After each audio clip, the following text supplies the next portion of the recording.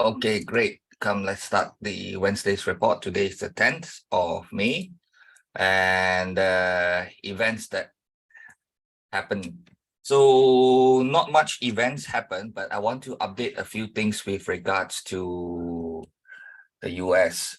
Okay, so right now we already had, the FOMC minutes have just passed already, right? No, and then you have the FOMC, you have the non-farm, and today important news would be the CPI.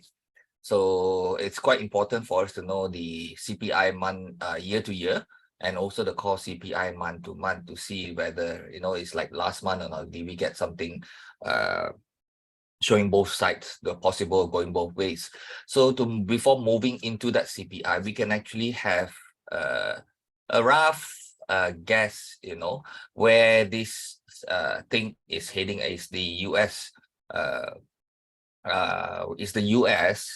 Fed, are they going to raise rates anymore? Now, usually when the Fed raises its rate, right, you would see the 10-year yield actually rise. Okay, so whenever they want to raise rates, this possibility of this rising is there. So anyway, what we have seen so far is that the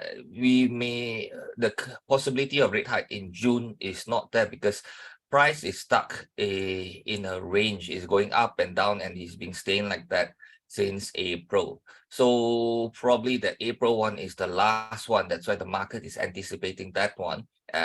The May hike was the last one, and then after that, it's we may not have hike anymore.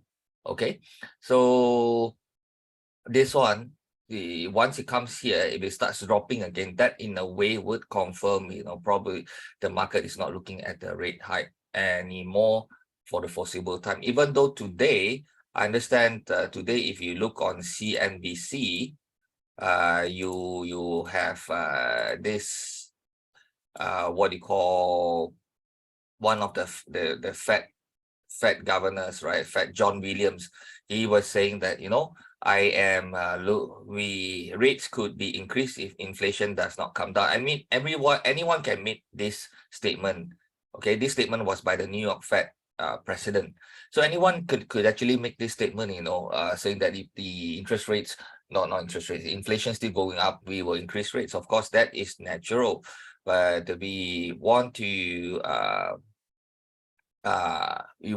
see what the market expects, and you can actually see from the yield.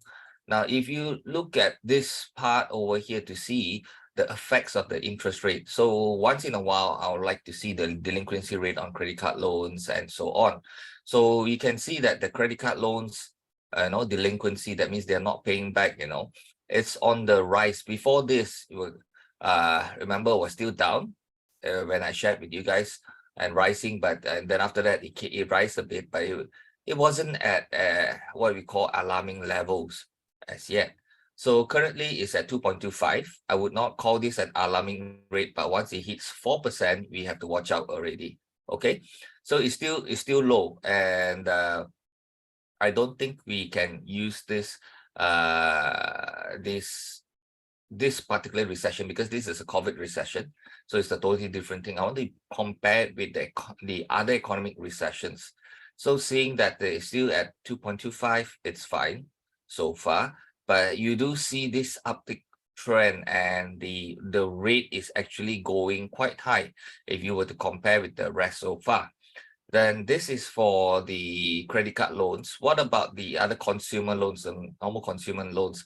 We also see the same uptick right over here, with the same kind of uh, movement that is quite high also. You see the rate of it moving up compared to the previously. So currently the value over here is at 2.08%. Once it surpasses 2.46, which is this high over here, the Fed will take notice already, because why is this thing alarming and moving up at such a alarming rate? So we have to be careful also this part. Even though everything is still okay, that's why the Fed can still afford to increase rates. But once this thing surpasses here, you have to be very, very careful. Now, a glance at the delinquency suggests that consumer monetary stress is on a rise, but it's not near levels which are alarming as yet. So, but anything that high interest rates will take toll on the consumers eventually. Something will break. You cannot just simply racing. Every time you race, right? You will see, your loan payments on a monthly basis also rises in tandem.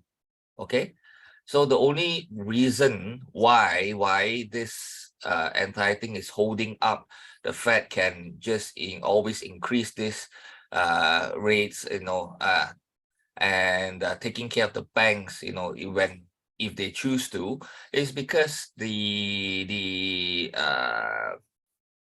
US jobs is still strong, and that includes the wage as well. So how long can this strong job last? Okay, and in this particular chart over here, you have the Jobs job report, and you can see that the Jobs job report over here, that means the number of what do you call, the jobs opening. Okay, the jobs opening over here has started to actually drop already. Okay, and it's currently the lowest since this year, in mid 2021. Okay, so you can see this dropping, and it is also the third consecutive months we are seeing a drop in job openings. You can see this over here. So before that, they were okay, they drop and then they still go up and drop. But this one is quite alarming, this drop right over here.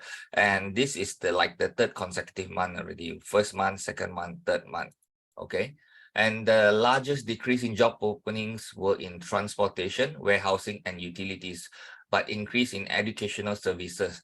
Now, I want to highlight one thing over here. One of the key indicator of the economy is the transportation, because goods and services are transported, move around, right? So if transportation start dropping, so will the economy. So this is something that we we have to highlight and know. Okay, so another thing usually I will check is this: when the economy is good, right, this indicator you won't hear of it, but the moment in the economy is bad, right, you would hear this indicator coming out. And what's that? The quits number. Okay, that means how many people actually resign from their jobs because they think that they have their confidence in getting a better paying job. Okay, so if it is, that's why I said this one only appear when the economy, right? You hear about this when economy is bad, then they talk about the quits number coming out already. So people quit when economy is good, then they can find easy jobs, right? In March, number of quits started dropping by 129,000 to 3.851 million. This is the lowest since May 2021 already. So this one, the moment they bring out this indicator, they start talking about this one, then you have to prepare already. Okay, because people don't talk about this until it is relevant. The moment it's relevant, something is not right, we have to be very careful. So in conclusion, the US economy is in a precarious position. Okay, so the next big thing that's going to come out, is going to dominate the news in the next few weeks, is this debt ceiling already.